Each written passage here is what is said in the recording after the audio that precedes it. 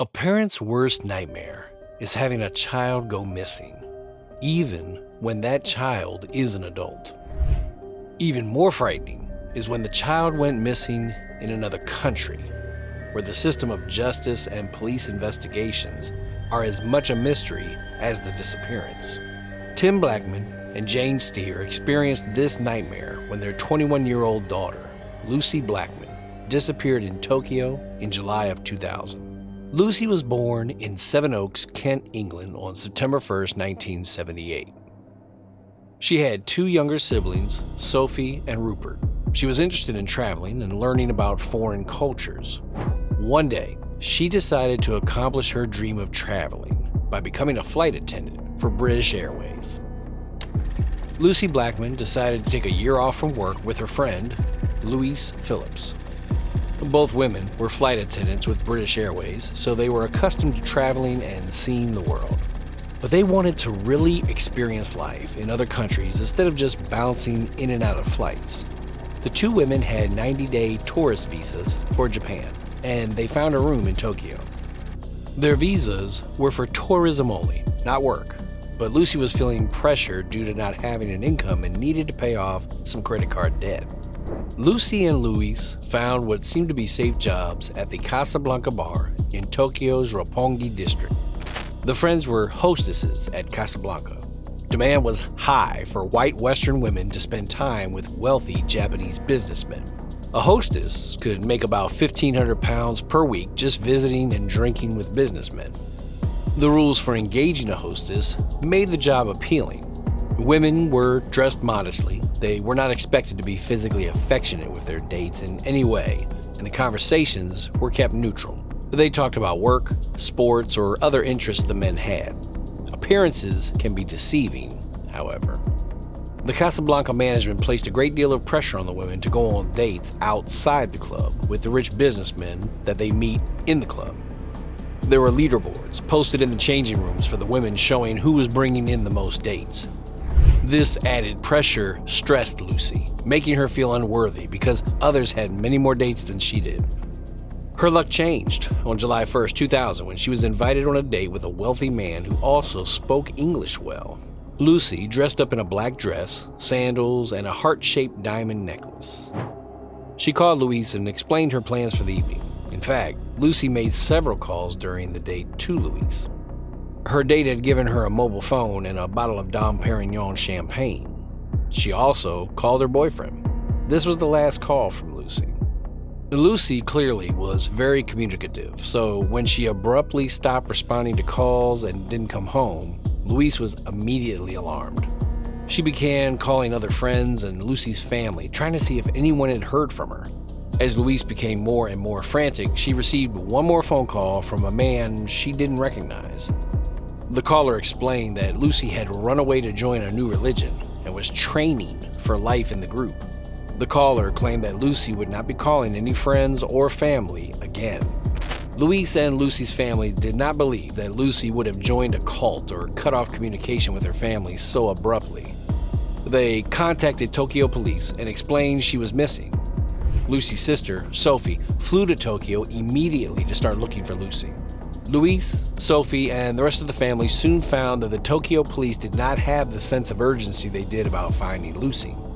This is when the Blackman family's Western sensibilities and expectations of how to conduct a missing persons investigation clashed with Japanese methods.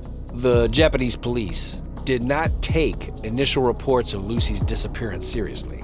They had a negative view of women who worked as hostesses and claimed that they often just left to move in with a boyfriend or travel to another city. They shared this with Tim, Lucie's father, and he knew that he would have to find a way to force Japanese investigators to actively pursue the case. Tim Blackman needed to turn Lucie's disappearance into a media event. On July 13th, Tim, along with members of the British Embassy, held a press conference during the prime news hour in Tokyo. He also printed and distributed posters with a photo of Lucie and a number to call with information about her disappearance. 2 days later, Tim met with British Foreign Secretary Robin Cook, who was in Japan, and together they asked the public to come forward with information that might help police find Lucie. Tim's style of bringing Lucie's disappearance to the limelight was uncomfortable for the Japanese police, who tended to work more slowly and with more subtlety. Tim would not be held back, however, and independently of the police, he opens a hotline for people to share information anonymously. They also post a reward of £100,000 for Lucie's release. Lucie's case remained at the forefront of the public mind thanks to Tim's unyielding efforts. He even meets British Prime Minister Tony Blair, who agrees to discuss the case with his Japanese counterpart at the G8 summit on July 21st. The pressure from the British government and media did help. The Japanese investigators had assigned more than 150 detectives to the case. The tip line also produced helpful leads. Despite these advances, Lucie had not been found, and in September, Tim had to return home to Kent. Japanese investigators were not letting up, however. They learned that multiple women, Western women working as hostesses, had gone on dates with one particular man. The women reported that he had taken them to a ritzy seafront apartment where they remembered having a drink, then waking up feeling disoriented. It seemed that this man had been drugging and raping women of these supposedly platonic dates. The man was Joji Obara. He was born Kim Soon-jong on August 10, 1952. When his father passed away, he inherited valuable properties. He changed his name to Joji Obara and increased his already prodigious wealth through further real estate investments. Obara lived a playboy lifestyle long into his adulthood, even after many of his investments failed. He was also known to abuse drugs, and police had received multiple accusations of sexual assault from women who alleged he had drugged and raped them. These accusations had been largely ignored until Lucie disappeared and her father began stirring up the media. Only after Japanese police investigators arrested Obara on sexual assault charges on October 12, 2000, did the true horror of his crimes come to light. In his apartment, police found chloroform, GNB, and a collection of hundreds of videos of Obara drugging women, then raping them after they were unconscious. They found Obara's detailed journals, which showed that he saw women only as objects to be used for sex. One video and corresponding journal entry were particularly damning. They chronicled the drugging, rape, and death of Carlita Ridgway, a 21-year-old woman from Australia. Obara's journal regarding Carlita reads, "Carlita Ridgway, too much chloroform." He did bring her to the hospital where her death was confirmed. Initially, the doctors diagnosed her death as being the result of hepatitis E from food poisoning. Further analysis showed that she had chloroform in her liver. Obara was charged with the murder of Carlita Ridgway. No record of Lucie Blackman was present in Obara's apartment, though it seemed that the police believed he was connected to her disappearance. Under questioning, Obara admitted that he knew Lucie and had been on a date with her. Investigators believe there was more to it. They discovered, based on a receipt found in his home, that in the days after Lucie disappeared, Obara purchased 30 wheeled bags, a shovel, concrete mix, and a chainsaw. His neighbors had complained of noise in his apartment in the days after Lucie's disappearance, and some neighbors reported seeing Obara with concrete on his hands. Following this horrific chain of clues, investigators were led to a cave on the beach not far from Obara's apartment. In early February 2001, police found Lucie's body dismembered and buried in a shallow grave. Her head had been covered in concrete, and though her body was in an advanced stage of decomposition, inspectors established that she had been dismembered with something like a chainsaw. Based on these discoveries, Obara was charged with Lucie's murder as well. After the arrest, Lucie's family once again had to confront the clash of cultures as the case moved through the Japanese justice system. At this time in Japan, trials were long, drawn-out processes. Instead of a trial taking place over a series of consecutive days as British or American systems typically do, Japanese trials were discontinuous. The judge, prosecutor, and defense would meet multiple times to present the case overview, evidence, and victimology, and even gather further evidence. Complex trials in this system took up to 10 years. Judges could ask very direct questions and wait for the precise answers, which added to the assurance of a conviction. The Japanese justice system prides itself on a 99% conviction rate. However, some people criticize this number, saying it is skewed because they only complete trials on cases that they are certain to get a conviction.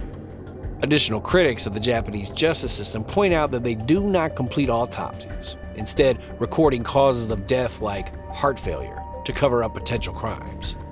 Chijo Obara was tried for multiple rapes and the murders of Carlita Ridgway and Lucie Blackman. His trial stretched on until 2007, when Judge Sotomo Tochigi found him guilty of multiple rapes and for the manslaughter of Carlita Ridgway. He was sentenced to life in prison for these crimes. However, he was cleared of Lucie's murder because, according to the judge, there was only circumstantial evidence of his connection to Lucie. The ruling came as a shock to Lucie's family and friends. Lucie's mother, Jane Steer, partially blames her husband for the ruling. Again, this is due to a cultural difference between Britain and Japan. Part of the length of the Japanese trial was to give the offender time to atone for their crime. Part of that atonement is paying monetary reparations to the families of the victims. One of Obara's friends offered the family 100 million yen, about 450,000 pounds, as part of this atonement process. Jane Steer rejected the payment outright, but Tim Blackman accepted it. Jane believed that his acceptance of the money indicated to the judge that they had forgiven Obara. She referred to his actions as a betrayal and called Tim a Judas, accepting 100 million yen. Tim defended his actions, explaining that he had spent quite a lot of money traveling to Japan in the first months of the investigation. He also reported that the money was used to create the Lucie Blackman Trust. Since then, the name of the organization has changed to LBT Global. Its stated mission is to provide families with information, liaison, advice, and support throughout a missing persons case overseas. The judge in Obara's trial assured the family that their acceptance of the money had no impact on his ruling. In 2008, a second trial began in the Tokyo High Court to try Obara for Lucie's murder. In December, given the evidence, he was found guilty of abduction, murder, and disposal of Lucie's body. He was sentenced to life in prison, which didn't change his previous sentence. Finally, after 8 years, Lucie's family got the justice they hoped for. After the guilty verdict, Lucie's mother Jane said, "Today, truth and honor have prevailed. Not only for Lucie, but for all victims of violent sexual crime." Though Lucie's family still mourns her loss, this case brought to light many dangers that women face when they work at seemingly safe jobs in Japanese nightclubs. Don't forget to like, subscribe, and comment your thoughts down below.